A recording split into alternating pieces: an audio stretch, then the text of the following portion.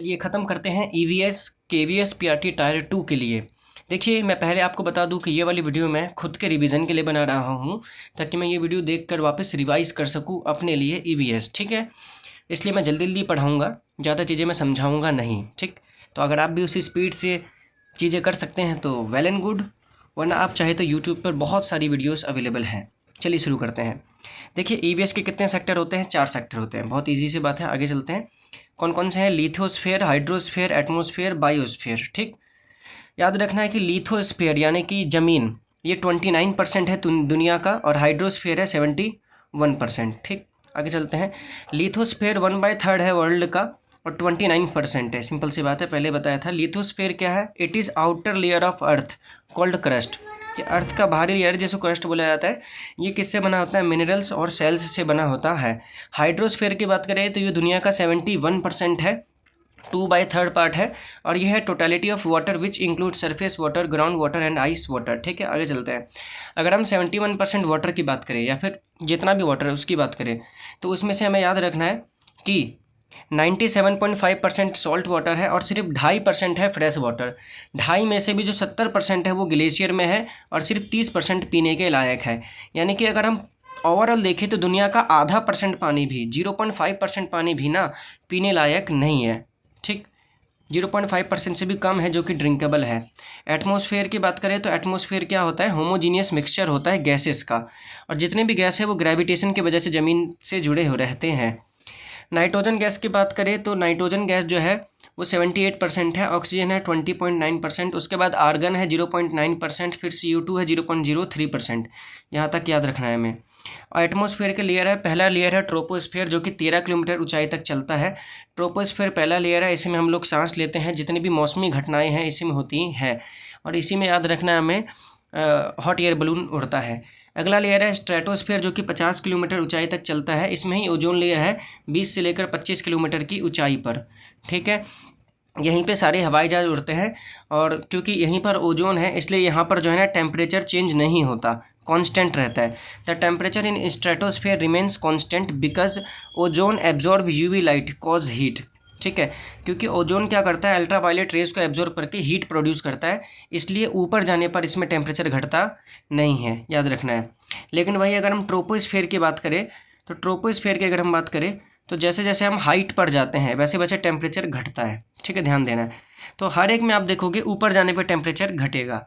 तो ट्रोपोस्फेयर में ऊपर जाने पर टेम्परेचर घटता है, स्ट्रेटोस्फेयर में कोई फर्क नहीं पड़ता। उसके बाद आता है मेसोस्फेयर, जो कि 80 किलोमीटर तक होता है। उससे पहले आप देख लीजिए कि ओजोन डे मनाया जाता है 16 सितंबर को। मेसोस्फेयर होता है 80 किलोमीटर तक। ठीक है, याद रखना है कि ये सबसे ठंडा लेयर होता है। ठीक है, ये सबसे ठंडा लेयर होता है, कोल्डेस्ट लेयर होता है एटमॉस्फेयर का, और इसमें भी सेम वही होता है। हाइट पे जाने के बाद टेम्परेचर घटता है, टेम्परेचर डिक्रीज विथ हाइट। ठीक है, अब देखोगे ट्रोपोस्फेयर में भी ठंड बढ़ती है ऊंचाई पे जाने के बाद। ट्रोपोस्फेयर में भी ऊपर जाओगे तो टेम्परेचर कम होगा। स्ट्रेटोस्फेयर में कोई फ़र्क नहीं पड़ता, लेकिन मेसोस्फेयर में फिर से जितना ऊपर जाओगे उतना टेम्परेचर कम होगा। और इसी लेयर में पाया जाता है नॉक्टिल्यूसेंट क्लाउड, याद रखना है, नॉक्टिल्यूसेंट क्लाउड। और मीटेरॉइड्स भी जो होता है वो मेसोस्फेयर में टूट टाट जाते हैं। आयोनोस्फेयर की बात करें तो ये 640 किलोमीटर तक चलता है, और इस लेयर में ऊपर जाने के बाद टेम्परेचर भी बढ़ता है, टेम्परेचर इंक्रीज़ होता है ऊपर जाने के बाद।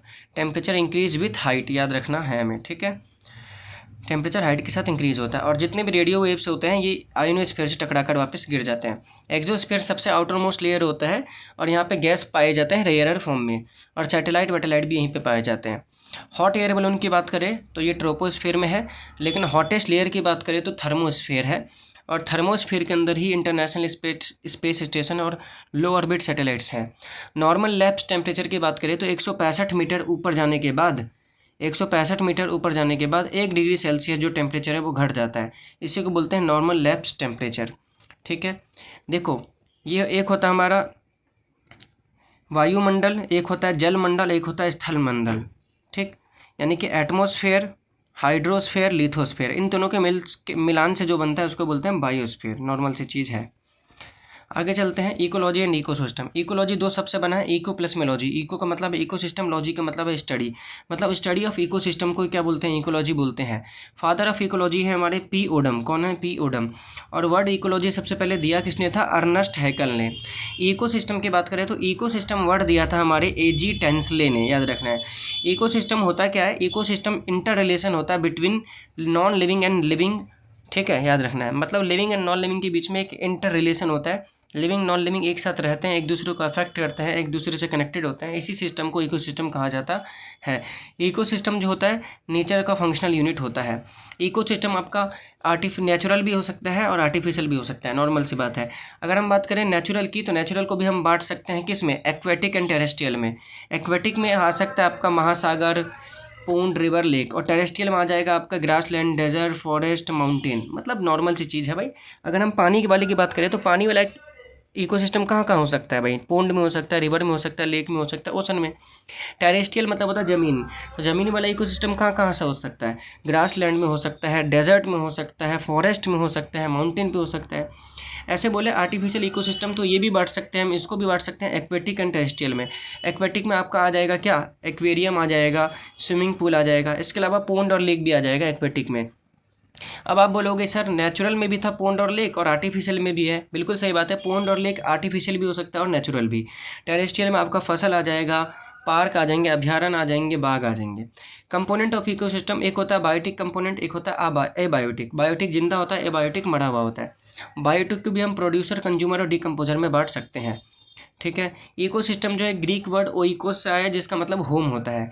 एबायोटिक कंपोनेंट को हम फिजिकल या फिर क्लाइमेटिक कंपोनेंट, इडेफिक कंपोनेंट और टोपोग्राफिक फैक्टर में बांट सकते हैं, ठीक है। फिजिकल या क्लाइमेटिक कंपोनेंट का मतलब होता है जो इन्वायरमेंट है उसका टेम्परेचर क्या है, इन्वायरमेंट का प्रेशर क्या है, इन्वायरमेंट में ह्यूमिडिटी क्या है, तो इन्वायरमेंट या फिर क्लाइमेट से रिलेटेड चीज़ें आ जाती हैं फिजिकल या फिर क्लाइमेटिक कंपोनेंट में।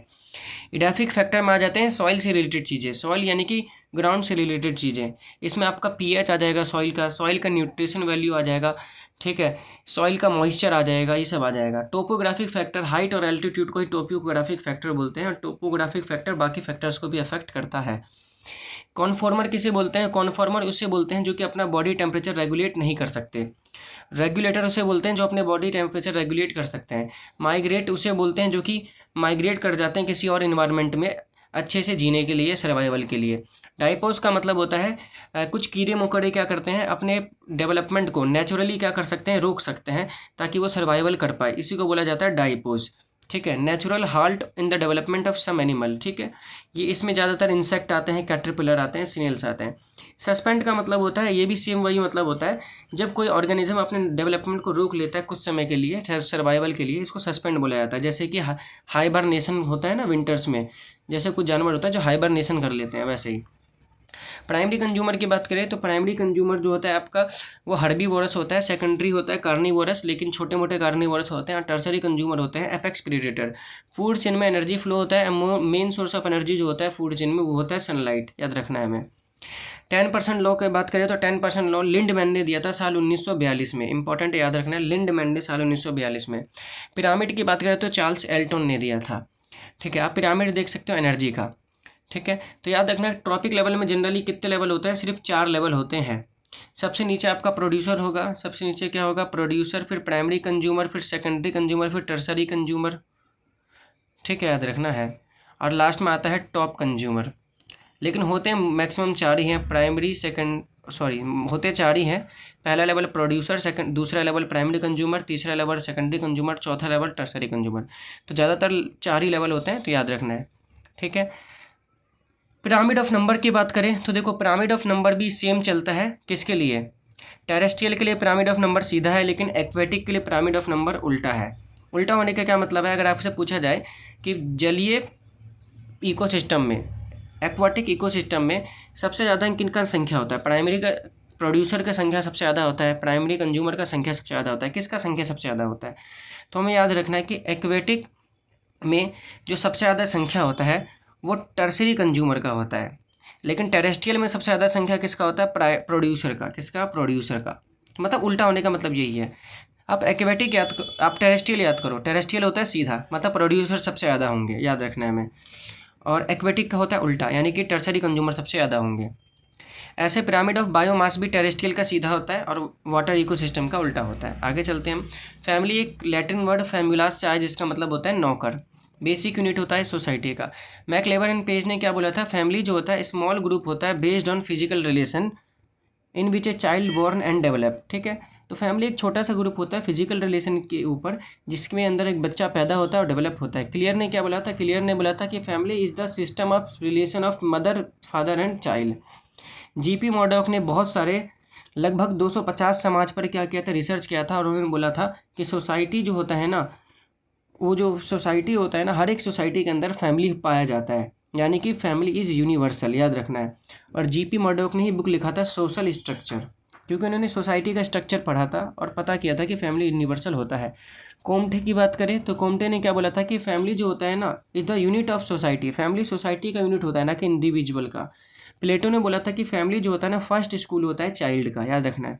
फैमिली को हम रिप्रेजेंट करते हैं फैमिली ट्री से। टाइप ऑफ फैमिली की बात करें तो एक होता है न्यूक्लियर फैमिली। न्यूक्लियर फैमिली जो छोटा मोटा फैमिली होता है जिसमें 2 जनरेशन रहते हैं उसको बोलते हैं न्यूक्लियर फैमिली। इसमें मदर रहेंगे, फादर रहेंगे, उनके अनमैरिड चाइल्ड रहेंगे। ये स्मॉल फॉर्म होता है फैमिली का और इसको हम न्यूक्लियस या फिर सेंट्रल फैमिली भी बोलते हैं। रही बात जॉइंट फैमिली की तो ये बड़ा बड़ा फैमिली होता है, ज़्यादातर विलेजेस में पाया जाता है। दादी मामा पापा चाचा सब एक साथ रहते हैं और ज़्यादातर विलेजेस में पाया जाता है, मैंने आपको बता दिया। मैट्रियार्कल फैमिली में जो होता है मम्मी हेड होती है, शादी वादी के बाद जो पापा होता है वो मम्मी के घर पर जाते हैं। पैट्रियार्कल फैमिली में फादर हेड होते हैं और शादी होने के बाद जो मम्मी होती है वो पापा के घर जाते हैं, खत्म। Functions of family, MacIver and Page ने 2 फंक्शन बताए थे फैमिली के, एक एसेंशियल और एक होता है नॉन एसेंशियल। एसेंशियल फंक्शन होते हैं 3, बच्चा पैदा करना, बच्चे को घर देना और बच्चे का सोशलाइजेशन करना। Birth to child, provision of home and socialization, याद रखना है। और नॉन एसेंशियल फंक्शन की बात करें तो नॉन एसेंशियल जो फंक्शन होता है वो इसके अलावा जितने भी फंक्शन है सारे नॉन एसेंशियल है। बच्चों को पैदा करना, बच्चे को घर देना और बच्चे को सोशलाइजेशन करना, इसके अलावा जितना भी फंक्शन है सब नॉन एसेंशियल है। उसके अंदर आ जाता है educational function, social function, cultural function, health related function, religious function, सारे फंक्शन। शादी की बात करें तो गर्ल्स की जो एज होती है शादी की वो 18 साल होती है, बॉयज़ की एज जो होती है वो 21 साल होती है।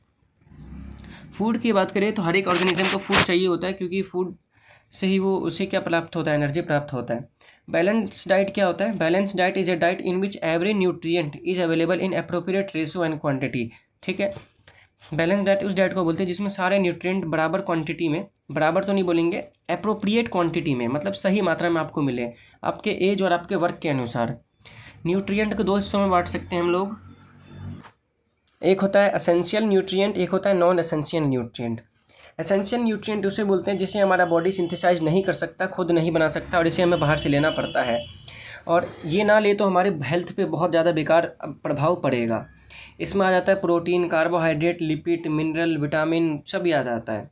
नॉन एसेंशियल न्यूट्रिएंट उसे बोलते हैं जिसे हमारा बॉडी खुद बना सकता है और इसे बाहर से लेने की इतनी ज़्यादा ज़रूरत नहीं होती, और इसका भी अफेक्ट होता है बॉडी पे लेकिन उतना अफेक्ट नहीं होता। इसके एग्जांपल है विटामिन डी हो गया, विटामिन के हो गया, ये दोनों विटामिन हमारे बॉडी के अंदर खुद बनता है। और साथ में कोलेस्ट्रॉल हो गया, डाइटरी फाइबर हो गया और certain amino acid such as biotin. Essential nutrient को भी 2 हिस्सों में बांट सकते हैं, माइक्रो और मैक्रो। मैक्रो वो होते हैं जो हमें बहुत ज़्यादा चाहिए, माइक्रो वो होते हैं जो हमें बहुत कम चाहिए। माइक्रो में 2 ही आते हैं, याद रखना, विटामिन और मिनरल। इसके अलावा जितने भी सब मैक्रो में आ जाएंगे, कार्बोहाइड्रेट, प्रोटीन, फैट, सब। ठीक है, आगे चलते हैं हम लोग। कार्बोहाइड्रेट की बात करें तो ये इंस्टेंट एनर्जी हमें देता है, C6H12O6 इसका फार्मूला होता है और 1:2:1 इसका अनुपात निकलेगा। ग्लूकोज ज़्यादा हो गया तो हमें डायबिटीज़ हो जाएगा। इसके सोर्सेज आपको पता है, गेहूँ हो गया, चावल हो गया, मक्का हो गया, आलू हो गया, शकरकंद हो गया, ब्रेड, केला, आम, तरबूज। देखो ज़्यादातर जो मीठे चीज़ें हैं ना उसमें ज़्यादातर क्या पाया जाता है, ग्लूकोज। प्रोटीन की बात करें तो इसमें पाया जाता है नाइट्रोजन। इस बिल्डिंग पहले देख लो कि इसमें पाया क्या जाता है। प्रोटीन के अंदर कार्बन भी होता है, हाइड्रोजन भी होता है, नाइट्रोजन भी होता है, ऑक्सीजन भी होता है, याद रखना, CHNO। ठीक है, या फिर आप ऐसे ही बात कर सकते हो NOCH, नोच। ठीक है, नोच। तो अगर आपको कोई नोच लेगा तो आपका जो सेल होता है, कोशिका होता है, वो डैमेज हो जाएगा, और सेल अगर डैमेज हो जाएगा तो डैमेज सेल को ठीक कौन करेगा, प्रोटीन।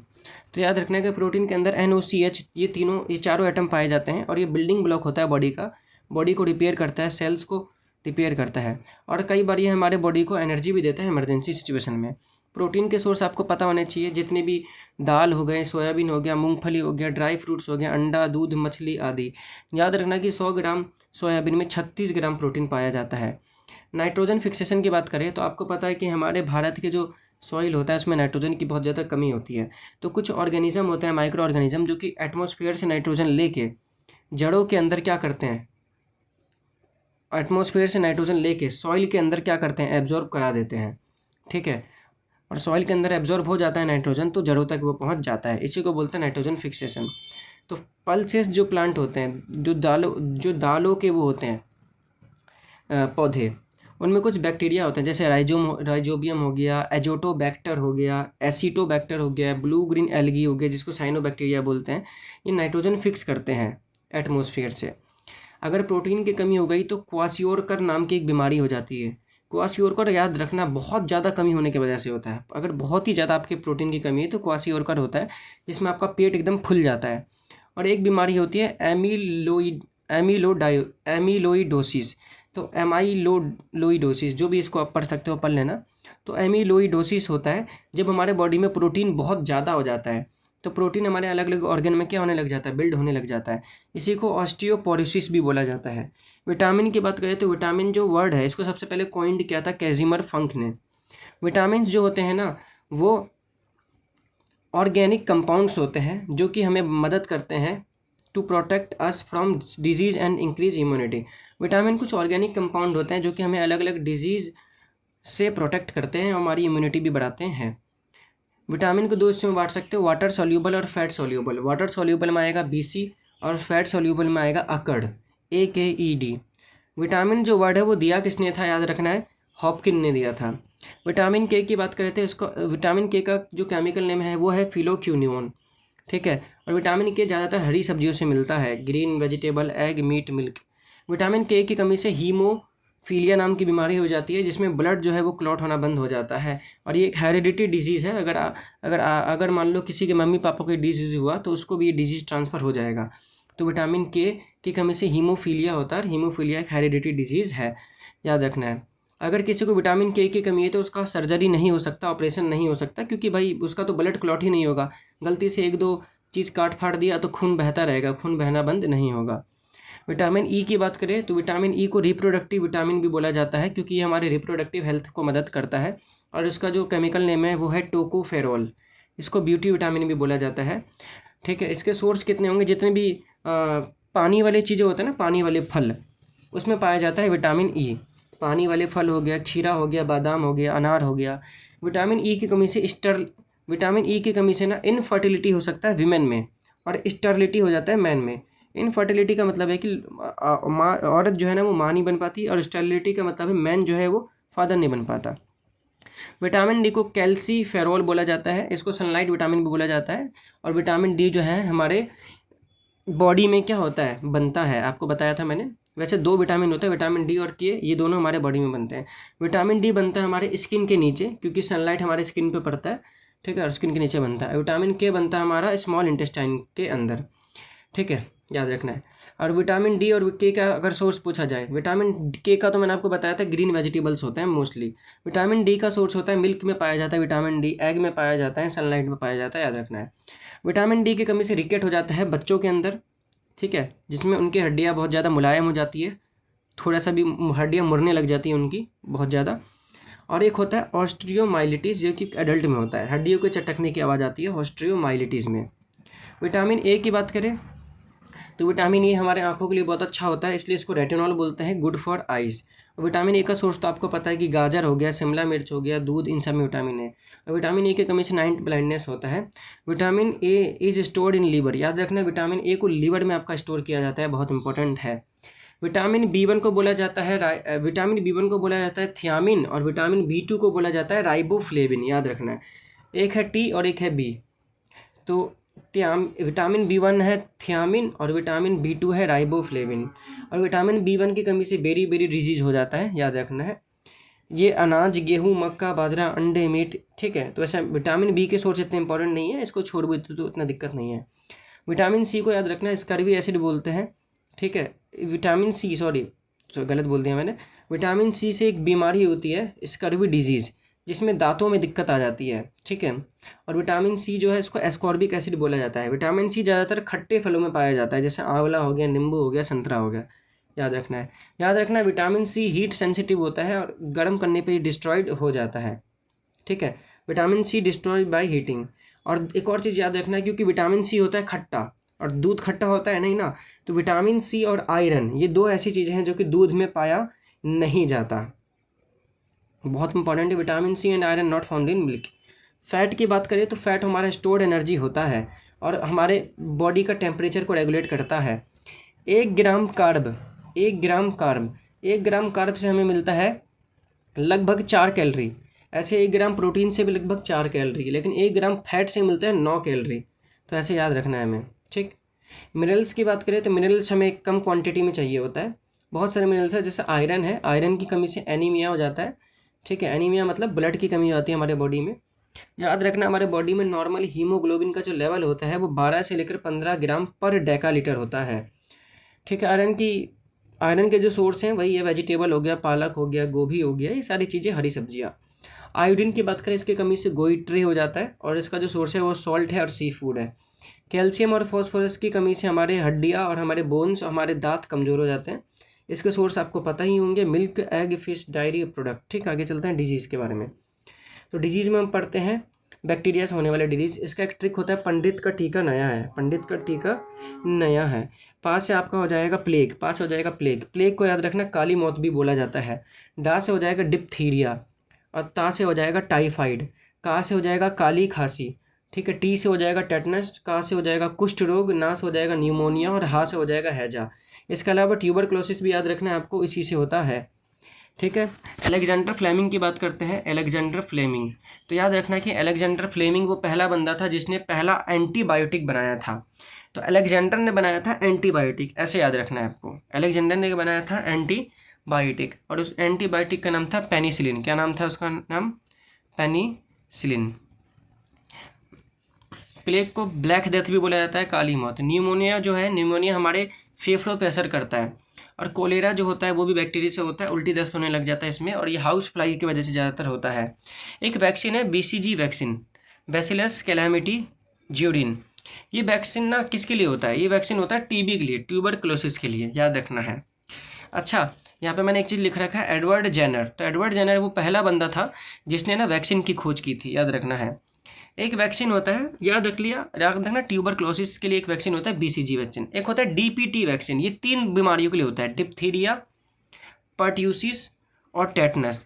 ये 3 बीमारियों के लिए होता है DPT वैक्सीन, याद रखना है, ठीक। अब बोलोगे पर्ट्यूसिस क्या था? तो काली खांसी को ही पर्ट्यूसिस बोला जाता है। वायरस से होने वाले डिजीज़ देखते हैं। सबसे पहला एड्स है। एड्स जो होता है वो HIV वायरस से होता है। कमेंट में बताना कि HIV का फुल फॉर्म क्या है और एड्स का फुल फॉर्म क्या है। स्मॉल पॉक्स और चिकन पॉक्स 2 बीमारियां हैं। स्मॉल पॉक्स के लिए वैक्सीन बनाई गई थी सबसे पहली बार, जो कि एडवर्ड जेनर ने बनाया था। चिकन पॉक्स हो गया, डेंगू हो गया। डेंगू कौन फैलाता है? फीमेल एडिपोज, याद रखना है हमें, ठीक। डेंगू कौन फैलाता है? Female adipose. और डेंगू में क्या होता है? प्लेटलेट्स की कमी हो जाती है हमारी बॉडी में। हमारे बॉडी में प्लेटलेट के जो काउंट होते हैं ना, वो अचानक से बहुत ज़्यादा गिरने लग जाते हैं। रेबीज़ भी क्या होता है? एक वायरस से होता है और इसमें हाइड्रोफोबिया हो जाता है, मतलब इंसान को पानी से डर लगने लग जाता है, याद रखना है। पोलियो की बात करें तो पोलियो भी वायरस से होता है। ये मैंने एक्वायर्ड इम्यूनोडेफिशिएंसी सिंड्रोम लिख रखा है, जो कि एड्स का फुल फॉर्म है, ठीक। मेजल्स की बात करें, ये भी उससे ही होता है। मम्प्स भी वायरस से ही होता है। एक होता है हेपेटाइटिस। हेपेटाइटिस जो होता है ना, हमारे लीवर को इन्फेक्ट करता है, याद रखना है। हेपेटाइटिस A और हेपेटाइटिस B। और हेपेटाइटिस जो होता है ना, वो पानी से फैलने वाला एक डिजीज़ है। और हेपेटाइटिस का एक लक्षण होता है, पीलिया होने लग जाता है इससे होने से पहले, ठीक। प्रोटोजोआ से याद करते हैं तो प्रोटोजोआ वाले डिजीज़ का ट्रिक होता है, पापा काम्पर्स होते हैं, पापा काम्पर्स होते हैं, ठीक। तो पा से होगा पायरिया, का से हो जाएगा काला ज्वार, माँ से हो जाएगा मलेरिया, पा से हो जाएगा पेचिस और सा से हो जाएगा स्लीपिंग सिकनेस। तो पायरिया, पापा काम्पर्स होते हैं। तो पापा में पा से हो जाएगा पायरिया, का से हो जाएगा काला ज्वार, माँ से हो जाएगा मलेरिया काम, फिर पा से हो जाएगा पेचिस, सा से हो जाएगा स्लीपिंग सिकनेस। तो ये सब होता है प्रोटोजोआ से। या अब कुछ चीज़ें हैं पायरिया। तो पायरिया में ना हमारे जो दांतों के अंदर जो गम होता है ना, वो ख़राब हो जाते हैं, याद रखना है हमें, ठीक। मलेरिया में क्या होता है कि मलेरिया एक प्रोटोजोआ से होता है। उस प्रोटोजोआ का नाम है प्लाज्मोडियम प्रोटोजोआ, याद रखना है हमें। और ये फैलाती कौन है मलेरिया? फीमेल एनोफिलिस मॉस्क्यूटो, याद रखना है। आसान है। आगे चलते हैं। एग्रीकल्चर एंड सॉइल, क्रॉप्स की बात करें तो क्रॉप्स क्या होते हैं? एक ही तरीके का plant, cultivating same type of plant. एक ही तरीके के प्लांट अगर आप बहुत बड़े एरिया पे उगाते हैं तो उसको क्रॉपिंग बोला जाता है, क्रॉप बोला जाता है। ठीक है, ये प्राइमरी सेक्टर का एक है, आपको पता ही होगा। इसको अर्थव्यवस्था का स्तंभ बोला जाता है। भारत में 50% से ज़्यादा लोग, लगभग 54% लोग इसी पे है। भारत का क्षेत्रफल है 32,87,000 किलोमीटर, ठीक है, स्क्वायर। लगभग 32,87,263 किलोमीटर है, लेकिन 32,87,000 याद रखना, ये भारत का क्षेत्रफल है। और इतने क्षेत्रफल में से 51% क्षेत्रफल पे कृषि होता है और 21% क्षेत्रफल पे वन है और 24% जो क्षेत्रफल है वो बंजर पड़ा हुआ है, जो कि ज़्यादातर राजस्थान में पड़ा हुआ है। ठीक, तो याद रखना 50% से ज़्यादा लोग जो है जनसंख्या पर निर्भर है और 50% से ज़्यादा हमारी भूमि भी कृषि के लिए ही इस्तेमाल होती है। और लगभग 21% है वन और 24% है बंजर। और चारागाह जो है वो 4% है। आप कैसे याद होगा देख लीजिए, चारागाह में भी 4 आता है और ये 4% भी है। तो याद रखना है कि भारत में जो चारागाह के लिए भूमि है वो 4% है। क्रॉप्स दो तरीके के होते हैं, एक होता है फूड क्रॉप्स और एक होता है कैश क्रॉप्स या फिर कमर्शियल क्रॉप्स। फूड क्रॉप्स जो कि खुद के खाने के लिए उगाया जाता है, सिंपल सी बात है। ठीक, इसमें आपका मेन मोटिव होता है कि मैं खाऊंगा, खुद खाऊंगा, तो गेहूँ चावल ये सब आ जाता है। और कैश क्रॉप उगाए जाते हैं पैसा कमाने के लिए, जैसे गन्ना हो गया, कपास हो गया, जूट हो गया, ये सब चीज़। ठीक, on the basis off season, एक होता है खरीफ फसल, एक होता है रबी फसल और एक होता है जायद फसल। खरीफ फसल उगाया जाता है गर्मी के समय में। कब उगाया जाता है? गर्मी के समय में। और ठंडियों के समय में काट लिया जाता है। तो आप देखोगे बुआई कर देते हैं जून जुलाई में और अक्टूबर नवंबर में काट लेते हैं जब ठंड आ रहा होता है तो। ठीक है, इनको उगाने के लिए 200 सेंटीमीटर से ज़्यादा बारिश भी चाहिए होती है और गर्मी भी अच्छी खासी चाहिए होती है। इनके अंदर कौन कौन से आ जाते हैं? चावल हो गया, धान हो गया, मक्का हो गया, ज्वार हो गया, बाजरा हो गया, मूंगफली हो गया, उड़द हो गया, कपास हो गया, सोयाबीन हो गया, तंबाकू हो गया, तिल हो गया, गन्ना हो गया, अरहर हो गया। ठीक है, अगर ये याद ना भी हो तो कोई इतना दिक्कत नहीं है, हमें रबी फसल याद करना है, बचा हुआ हो जाएगा खरीफ में। रबी को अक्टूबर नवंबर में बोते हैं, मार्च अप्रैल में काट लेते हैं। इसके लिए एक ट्रिक है, आज सच में राई ने गेम खेला, आज सच में राई ने गेम खेला। तो आ से हो जाएगा आपका आलू, आ से क्या हो जाएगा आपका आलू, जा से हो जाएगा जौ, सा से हो जाएगा सरसों, चा से हो जाएगा चना, माँ से हो जाएगा मसूर, राई से राई है आपका, याद रखना है, राई से क्या है? राई। गे से हो जाएगा गेहूँ, देश के क्या हो जाएगा? गेहूँ। तो ये सारे के सारे आपको जरूर याद रखना है, ये रबी फसल के कुछ उदाहरण हैं। अब देख लीजिए, यहाँ पर भी लिख रखा है हमने, गेहूँ हो गया, जौ हो गया, चना हो गया, सरसों हो गया, आलू हो गया, मसूर हो गया, चना हो गया, मटर हो गया। ठीक, जायद की फसल जो कि हम बीच में उगा लेते हैं, 2-3 महीने में ये फसल उग के तैयार हो जाता है। ये भी गर्मियों के मौसम में उगाया जाता है। इसमें तरबूज हो जाएगा, खीरा हो जाएगा, ककड़ी हो जाएगा, करेला हो जाएगा, भिंडी हो जाएगा, मिर्च हो जाएगा। ठीक है, याद रखना है। आगे चलते हैं हम लोग। झूम कृषि, जिसे हम बस फैलो कृषि भी बोलते हैं, इसमें काटा जाता है और उसके बाद उस जगह को जला के छोड़ दिया जाता है। ठीक, ज़्यादातर ये नॉर्थ ईस्ट में होता है, उत्तर पूर्व के भारत में। ठीक है, और एक ही जगह पर एक से ज़्यादा फसल उगाए जाते हैं। एक फसल उगाने के बाद कुछ समय के लिए खुला छोड़ देते हैं। ठीक है, और एक ही खेती में 3-4 फसल उगाए जाते हैं। जैसे मैंने बोला, एक ही जगह पर एक से ज़्यादा फसल उगाएंगे और एक बार हमने फसल उगा लिया तो उसको कुछ साल के लिए जलाकर छोड़ दिया जाता है। मतलब वहाँ पर जो भी पेड़ पौधे वहाँ पर जलाकर उसको छोड़ देते हैं वहाँ पर। ज़्यादातर मिजोरम मैंने इसका एग्जाम्पल बता दिया, नॉर्थ ईस्ट। कृषि से संबंधित कुछ क्रांतियाँ, हरित क्रांति 1966 से 67 में हुआ था, अवकाश के दौरान। ठीक है, याद रखना है। इसमें ज़्यादातर गेहूँ और चावल की फसल को बढ़ाने का कोशिश किया गया था, याद रखना है। और इसका जो फादर है, इसके फादर माने जाते हैं MS स्वामीनाथन।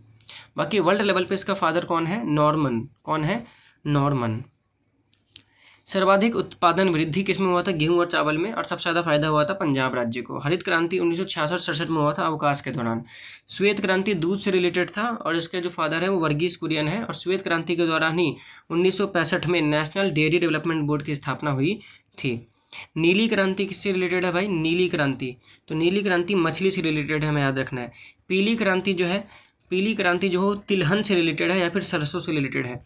गुलाबी क्रांति पूछा जाए तो गुलाबी क्रांति जो है प्याज से रिलेटेड है और झींगे से रिलेटेड है। लाल क्रांति मटर और मीट से रिलेटेड है। स्वर्ण क्रांति फल और बागवानी से रिलेटेड है। और सिल्वर क्रांति जो है वो है अंडे से रिलेटेड। भारत में मृदा में 3 तत्वों की कमी पाई जाती है। एक तो नाइट्रोजन की कमी पाई जाती है, एक ह्यूमस की कमी पाई जाती है और एक फॉस्फोरस की कमी पाई जाती है। ठीक।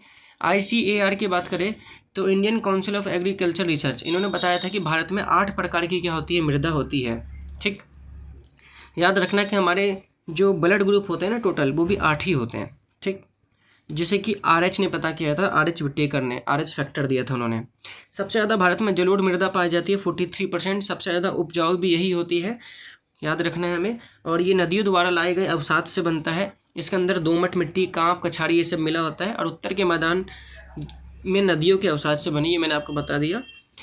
जलोढ़ मृदा को भी बांगर और खादर में आप लोग बांट सकते हैं। बांगर होता है पुराना, खादर होता है नया। जलोढ़ मृदा के बाद जो सेकंड नंबर पे सबसे ज़्यादा होता है वो लाल मिट्टी होता है। ठीक है, सेकंड नंबर पे है। इसके अंदर आयरन ऑक्साइड बहुत ज़्यादा होता है, इसलिए ये लाल होता है। और जल मिलने पर इसका रंग पीला हो जाता है, इसलिए इसको पीली मिट्टी भी बोला जाता है। इसके अंदर गेहूँ, कपास, दाल, तंबाकू।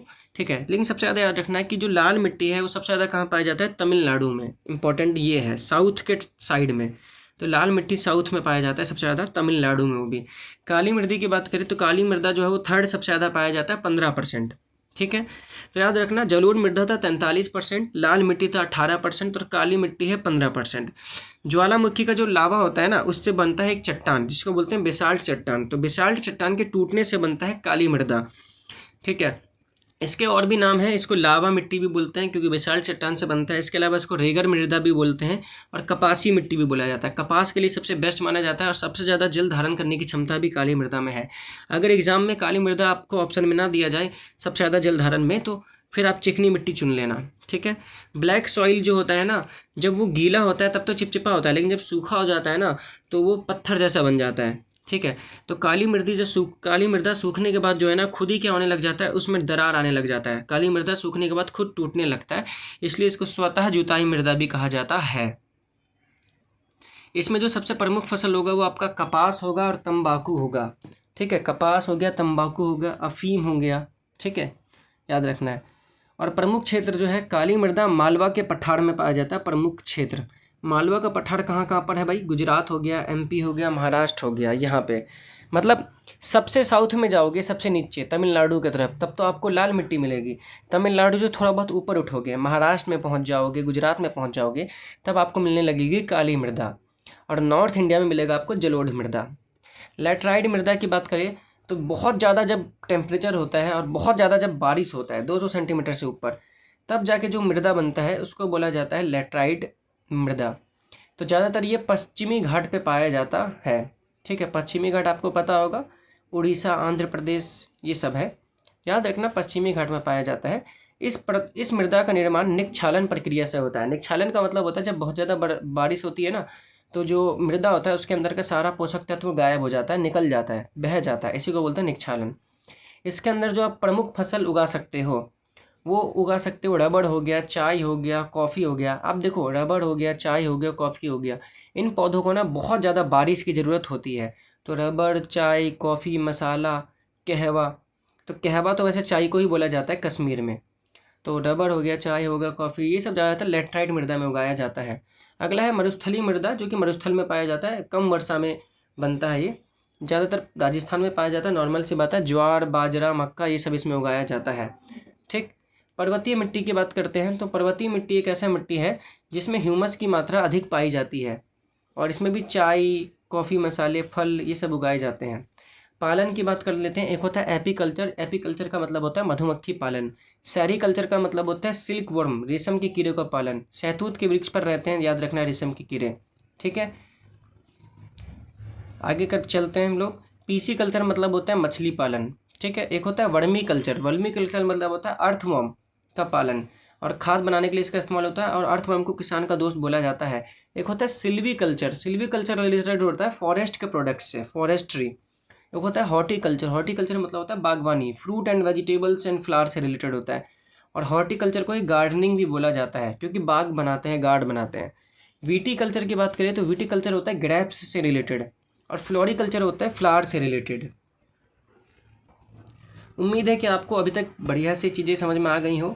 ना भी आई हो तो चीज़ों को याद कर लीजिए क्योंकि इतना ज़्यादा टाइम हमारे पास है नहीं। अब हम जब सेकंड वीडियो बनाएंगे सेकंड वीडियो और हो सकता है कि थर्ड वीडियो भी बने, तो 2-3 वीडियो में पूरा ईवीएस ख़त्म कर देंगे। Thank you.